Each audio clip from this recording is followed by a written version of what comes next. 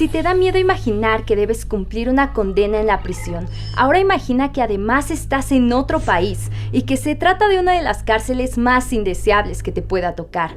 En la serie, Las peores cárceles del mundo, Paul Connelly y Raphael Rowe nos muestran sitios en los cuales no se cumplen con los mínimos requisitos de habitabilidad y donde el hacinamiento, la precariedad y la inseguridad están a la orden del día. Sin embargo, en el episodio que nos trae la maestra Inés Pardo Baena, conoceremos una prisión en Noruega, con métodos fuera de lo común. ¿Será acaso que existe la prisión perfecta? Descúbrelo aquí, en Cultura al Derecho.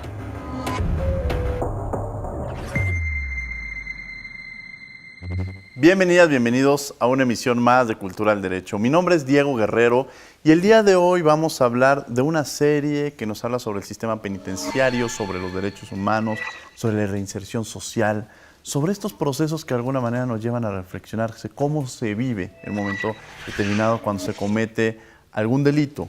Se llega a las cárceles, cuál es la forma en la que se vive.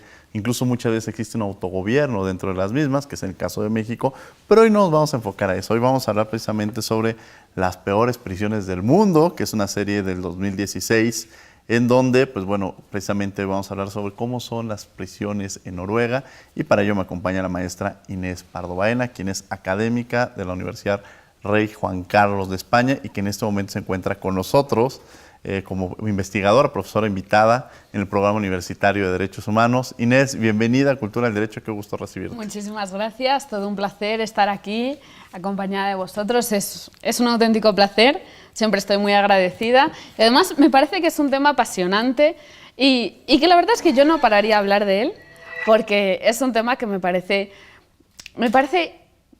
a la vez importante, a la vez difícil, a la vez complicado y a la vez me parece muy esperanzador, porque me parece que es una mezcla de lo mejor y lo peor de las personas, las prisiones. ¿Cómo? De las prisiones, efectivamente te encuentras muchas historias dentro de las prisiones.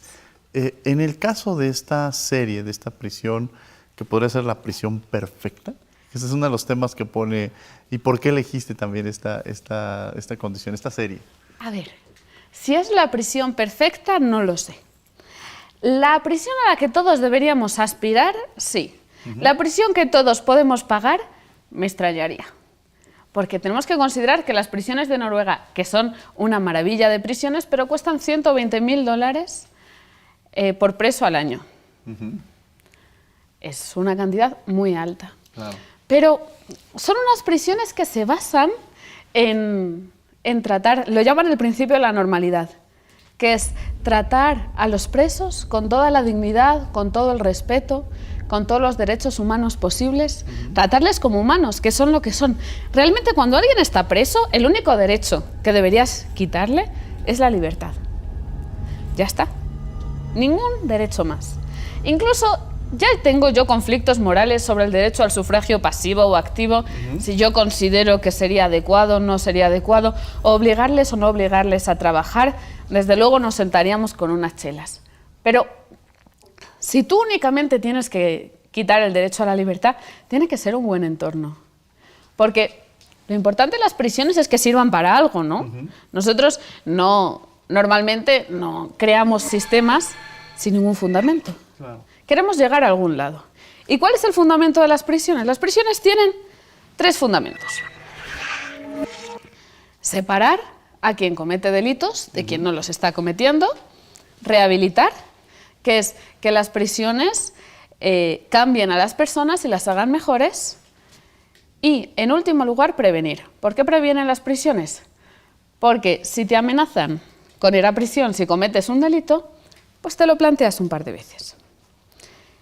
Esas 3 cosas, ninguna de ellas es venganza, ninguna de ellas es justicia, ninguna de ellas es castigo. No, es que no se trata de eso. Se trata de otra cosa.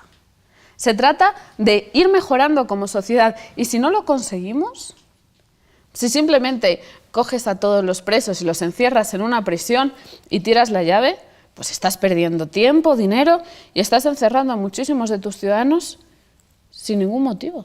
Ahora voy a jugar un poco con la mente de quienes nos ven en el programa y probablemente se imaginan a alguien que robó un pedazo de pan o una medicina y dirían, Efectivamente, imaginemos que entren en este proceso en un sistema que les permita de alguna manera recuperarse y regresar a la sociedad. Pero a veces si pensamos en alguien que fue un violador, quizá alguien que mató a una persona, un familiar, quizá que nos están viendo, porque hay que entrar a esta idea de las personas, que de pronto podemos decir, sí, nada más es privarlo de la libertad. Pero a veces hay internamente en el ser humano un deseo de que efectivamente sea un castigo. Creo que esa parte también tenemos que visibilizarla sobre quienes nos están viendo. O sea, la importancia de que no somos nosotros como esa mano que puede castigar a aquellos que incluso, sin esta posibilidad de ver a los sistemas penitenciarios como esta posibilidad de reinsertarse posteriormente a la sociedad, ¿no? Mira, hay una película muy buena que se llama El 22 de julio. Se trata de un hombre, estaba lamentablemente en una situación muy complicada, entró en un campamento de niños y asesinó a 70 personas. Era un ataque coordinado con otro, a la vez que había sido en el Senado, para que la policía no fuera directamente al campamento. Ese hombre ha entrado en una de las prisiones de Noruega. Y decía al padre de una de las niñas que había muerto, salía en la televisión y le decían, oye, pero ¿y usted qué piensa de eso? Unas prisiones que no quiero hacer spoiler, pero son bastante parecidas a un sitio muy cómodo en el que vivir. Lo comparaban esta mañana con hoteles 5 estrellas. Decía, oye, ¿y usted qué siente respecto a eso? ¿Y usted no siente que no se está vengando? ¿No siente que no se hace justicia? ¿No siente que ese criminal está viviendo mejor que usted? Y decía el padre, decía, mira, si lo que ocurre es lo mejor para la sociedad y para la reinserción, no soy yo nadie para ir en contra de lo mejor de mi país. Y es que sin duda alguna eso es lo importante. Lo importante es que mejoremos como sociedad. Individualmente, mira, individualmente, cuando alguien te hace algo, tú quieres vengarte y quieres hacerle daño. Pero es que no es ese sentimiento en el que los estados se deben guiar. Para la sociedad lo mejor no es la venganza, es mejorar. Sí, efectivamente. Y hay un concepto que cotidianamente escuchamos que es justicia y la justicia restaurativa. ¿Qué es esto de la justicia restaurativa? La justicia restaurativa enlaza dos conceptos. Uno, enlaza la reconciliación con la víctima, que es la eterna desconocida. Porque al final llega un momento en el que solo nos centramos en castigar al culpable y la víctima la olvidamos. Pero a veces a una víctima le sirve mejor un perdón, le sirve mejor entender la situación. Y la justicia restaurativa también se basa en la responsabilidad del delincuente de aceptar lo que ha ocurrido, de cambiar su vida, de rehabilitarse. En todo se basa la justicia restaurativa. Y, por ejemplo, en España se intentó utilizar a través del perdón con los grupos terroristas, el grupo terrorista ETA. Algunos etarras anteriores, ya rehabilitados, quisieron pedir perdón a las víctimas y a las familias. Y a las familias les vino muy bien. No digo yo que eso sea lo único que hace falta para hacer justicia, en absoluto. Y el sistema penal, tanto el español como el mexicano, debe ejecutarse con toda la fuerza posible. Pero a veces, si a ti te han robado un celular, ¿no preferirías que te lo devolvieran a que la persona se pasara 3 años en prisión? O si alguien te ha ofendido, te ha insultado, si alguien te ha hecho algún mal, incluso para ti es lo mejor. ¿Cuál es el modelo que nos muestra entonces frente al que nosotros conocemos cotidianamente de lo que es un sistema penitenciario en México? ¿Cuál es el modelo que nos muestra Noruega? ¿Y cuál es el funcionamiento que tiene el mismo? Pues la verdad es que son unas prisiones apasionantes. Se tratan en tratar al preso como si fuera un humano. Se le da trabajo, se le da una tienda en la que tiene que comprar, se le da una rutina, se le da muchísimos psicólogos, muchísima terapia. Se habla, es impresionante, porque tú ves las imágenes y están los guardias y los presos sentados tranquilamente en un sillón, charlando, cotillando, hablando de sus cosas, rehabilitándose. Eso es muy importante. Mira, eso cambia las cifras. Eso cambia de un 70%, un 80%, un 90% en ocasiones, según el país, de reincidencia que en el resto de países, a un 30% que tiene Noruega. Es más, hace 30 años no tenían este sistema y tenían el 70 como los demás. Ahora, algunos dirían que frente a este modelo, estoy jugando un poco abogado del Adelante, diablo, por favor. No sé, de pronto en México puede llegar a suceder que alguien diga, entra a un sistema penitenciario, pueden estar 5 o 10 años ahí, cuando salen de este sistema, de esta cárcel, su familia de pronto ya no los acepta como ellos esperarían. En el tema de adaptación para conseguir un trabajo es muy difícil, los amigos ya no están ahí como sucedía. Entonces llega una situación o una condición que pasado este tiempo, pues dicen, a ver, yo en la cárcel era alguien, era quizá el que jugaba fútbol, era quizá el que organizaba las comidas, o sea, representaba una figura dentro de la misma. Y cuando he salido a la sociedad no hubo este procedimiento de readaptación y reinserción social. Entonces, muchas veces llegan a delinquir no por el hecho, sino por el hecho de quizá querer regresar a un sistema penitenciario porque en ese lugar quizá tenían comida, posibilidad de donde dormir, en fin, todas estas condiciones que muchas veces no visibilizamos. Quizá alguien no diría, ¿y si hiciéramos eso en México, no pasaría que todos quieran regresar de nuevo a la cárcel como lo que sucede en Noruega? A ver, una prisión es una prisión. Y un sitio en el que no puedes ir a hacer lo que quieras, en el que controlan la hora a la que te levantas, la hora a la que te acuestas, lo que haces y lo que no haces, es un sitio en el que no quieres estar. Siempre es una prisión y te quitan la libertad. Si hay un buen proceso, a las prisiones de Noruega nadie quiere volver. Nadie quiere volver porque ha habido suficiente terapia y ha habido suficiente proceso como para que se den cuenta que la vida fuera de la prisión vale mucho la pena. Cuando una persona ya se pasa muchos años en prisión y mucho tiempo en prisión, normalmente es porque lo que tiene fuera no vale la pena. Cuando salen, decía un preso de Noruega, decía, es que yo cuando salía de las prisiones tenía exactamente las drogas donde las había dejado. Claro. Y los amigos son los mismos con los que me metí en problemas. Y la familia es la misma con la que tenía problemas. Tú vuelves a una situación en la que necesitas huir. ¿Es posible la rehabilitación? Claro. Es posible. ¿Qué tienes que hacer? Tienes que cambiar de amistades, tienes que cambiar de patrones, tienes que cambiar de conducta, tienes que conseguir un trabajo, tienes que conseguir una vida, pero exactamente ocurre igual cuando sales de las drogas. Yo tengo un amigo que tiene un centro de desintoxicación y además él mismo fue drogadicto. Y él decía que cada vez que a él le internaban, después salía y salía a volver a consumir exactamente igual. ¿Por qué? Porque sus amigos también consumían, porque las cosas que le gustaba hacer era eso. Después, en un centro de desintoxicación, cuando hubo terapia, cuando hubo psicología, cuando hubo rutinas, cuando le enseñaron poco a poco, cuando le dio tiempo a darse cuenta de que eso no era una vida. No. Y en construirla. Ahora es psicólogo, tiene muchísimo éxito, le va súper bien y uno de los motivos, mis más mayores orgullos. Pero claro, es que tú tienes que cambiar de vida. Claro. Vamos a tener que ir a un corte, pero no se vayan. Regresamos aquí a Cultura del Derecho.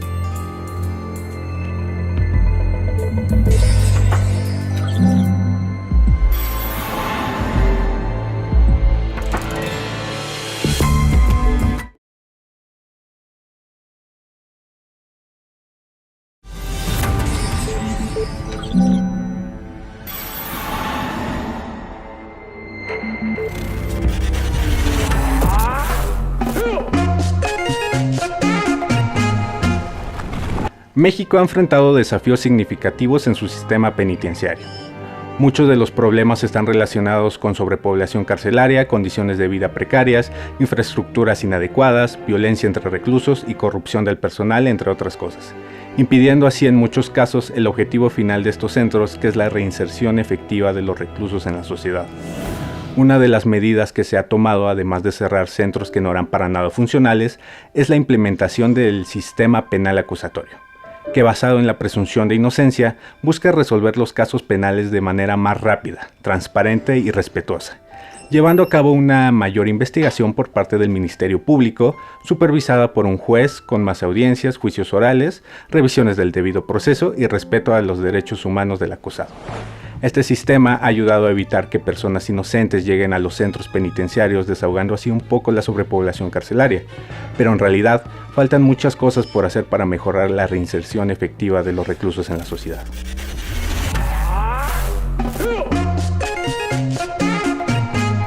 Estamos de regreso en Cultura del Derecho platicando sobre esta serie que se llama Las peores prisiones del mundo. Y para ello, como lo habíamos mencionado, me acompaña la maestra Inés Pardo Baena, quien es catedrática académica de la Universidad Rey Juan Carlos de España y que también está en este momento en el Programa Universitario de Derechos Humanos. En el bloque anterior platicábamos cómo está suscitándose la situación que se vive en los sistemas penitenciarios en Noruega. A veces parecería a la luz o a lo lejos como un sistema ideal, ¿no? Como el perfecto modelo que podremos tener como un sistema penitenciario. Hace muchos años yo leí un libro que se llama Suecia, Infierno, Paraíso, de Olof Palme, en el cual él definía que durante cierto tiempo Suecia empezó a crecer de forma importante económica, laboralmente, en temas de educación, y decía que era el paraíso porque de pronto empezaron a erradicarse muchos de los problemas que vivimos cotidianamente en diversas ciudades o en diversas partes del mundo. Pero se presentaba el infierno, que era frente a la posibilidad de que la ciudadanía podía salir a las 3 de la tarde del trabajo y ya no tenía problemas económicos, pues empezaba a crear un tema incluso hasta de depresión, y empezaba a crear un tema de alcoholismo, y empezaba a crear un tema de drogadicción. Entonces decía, logramos solucionar algunos problemas, pero se presentaron otro tipo de problemas. Y quizá al ver a Noruega, las cárceles del sistema de pensión de Noruega, serían un paraíso, podría entre comillas, pero también debe tener una serie de problemas importantes, ¿no?, que tendríamos que reflexionar. En ese sentido, ¿cuáles consideras que son los desafíos más grandes que tendría Noruega después de haber visto esta serie? Porque además los invitamos a que la vean. Esta y otros, pues son varios capítulos que tienen y que nos llevan a ver el sistema penitenciario en México, en Colombia, en Finlandia, en diversas partes del mundo, ¿no? Sí, pues la verdad es que existen muchísimos desafíos, sobre todo con los problemas de salud mental. Miren, esa es una gran diferencia. Yo ahorita estoy haciendo acá una estancia de investigación, llevo acá 6 meses. Es una gran diferencia entre Europa y México en general. Acá son mucho más felices. No sé si no se dan cuenta, no sé si no lo valoran, pero acá son mucho más felices.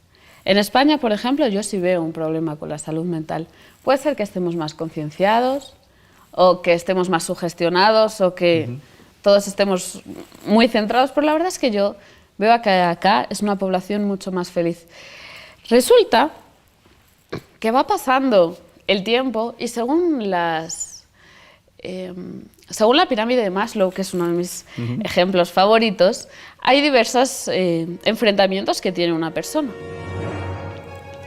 Cuando alguien tiene miedo a la seguridad, no se preocupa de otras cosas que sí se preocupa una persona que puede ir tranquilamente a las 4 de la mañana por la noche sola y no pasa nada. Entonces, resulta que en Europa se crea un gran problema de salud mental.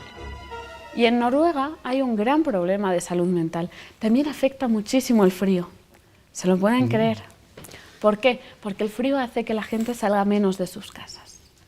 El frío hace que tú no hables con los vecinos en el ascensor. El frío hace que no salgas a una terraza. En Madrid nos tomamos unas cañas en las terrazas con unas tapas. Es diferente. Entonces, la mentalidad también es diferente. Y la forma de afrontar los problemas también es diferente. Cuando una sociedad se basa en platicar unos con otros, tiene una forma de gestionar los conflictos y los problemas mentales y los miedos y las inseguridades muchísimo más abierta en comunidad. Sin embargo, cuando uno se encerra en su casa o se pasa todo el día trabajando en la ciudad y no es capaz de platicar sobre lo que siente y lo que no siente, se acaban creando los problemas mentales. Noruega tiene ese problema de que puede llegar a tener muchos problemas, igual que lo tiene toda Europa. Cuanto más frío, más complicado es. Pero también es verdad que tiene una preocupación eterna por la psicología. Por ejemplo, en las prisiones, de 290 trabajadores, 100 son psicólogos. Que platican, que se sientan, que te hablan, que te dirigen, que te guían.